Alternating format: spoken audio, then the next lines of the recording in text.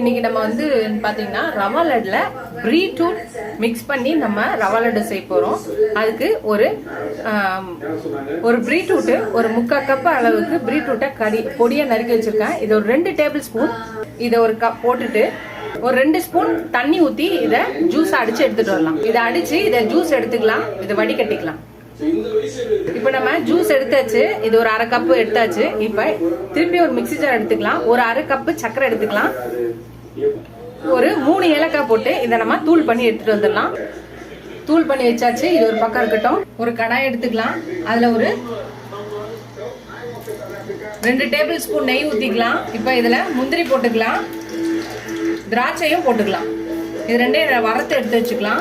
முந்திரி திராட்சையும் வறுத்தாச்சு. இதை எடுத்து வச்சிடலாம். முந்திரி திராட்சையை எடுத்தாச்சு.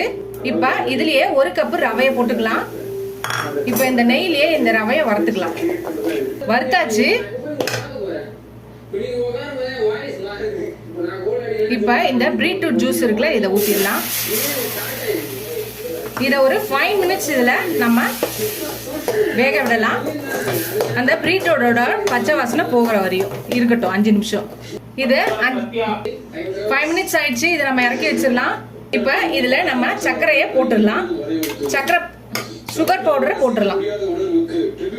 இத சர்க்கரையும் இதே நல்லா மிக்ஸ் பண்ணிக்கலாம். எல்லாம் ஒண்ணு பட கலந்துக்கலாம். இப்ப இந்த முந்திரி திராட்சை இதுல போட்டுடலாம்.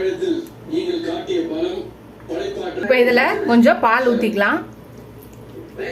நம்ம லட்டு பிடிக்கிற அளவுக்கு பால் இருந்தா போதும். அதிகமா ஊத்த தேவையில்ல. இப்ப இது நல்லா கலந்துட்டு நம்ம லட்டு பிடிக்க வேண்டியதுதான்.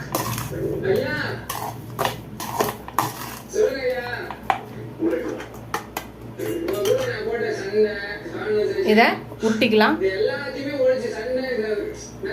இந்த மாதிரி நம்ம லட்டு பிடிச்சிக்கலாம். எல்லாத்தையும் இதே மாதிரி பிடிச்சிக்கலாம். ஃப்ரெண்ட்ஸ், நம்மளோட பீட்ரூட் ரவா லட்டு ரெடி ஆயிடுச்சு. டக்குன்னு ரெடி பண்ணிடலாம். டிஃப்ரெண்ட்டாகவும் எப்பயும் ஒரே மாதிரி ரவா லட்டு செய்யாமல் இந்த மாதிரி செஞ்சு பாருங்கள். கலர்ஃபுல்லாகவும் இருக்கும், ஹெல்த்தாகவும் இருக்கும். ட்ரை பண்ணி பார்த்துட்டு எப்படி இருக்குன்னு சொல்லுங்கள். இந்த வீடியோ உங்களுக்கு பிடிச்சிச்சா லைக் பண்ணுங்கள். ஃபர்ஸ்ட் டைம் என் சேனலை பார்க்கணும் சப்ஸ்கிரைப் பண்ணிட்டு பாருங்கள். உங்கள் ஃப்ரெண்ட்ஸ்க்கு இந்த சேனலை ஷேர் பண்ணி சப்ஸ்கிரைப் பண்ண சொல்லுங்கள். Keep supporting my channel, keep வாட்சிங் மை ஃபுல் வீடியோஸ். நீங்கள் எவ்வளோ சப்ஸ்கிரைப் பண்ணுறீங்களோ அவ்வளோ என்கரேஜிங்காக இருக்கும், சப்போர்ட்டிங்காக இருக்கும். புது ரெசிபிஸ் போட ஹெல்ப்ஃபுல்லாக இருக்கும். இதோட அடுத்த ரெசிபியில் பார்க்கலாம். Tata, bye bye friends.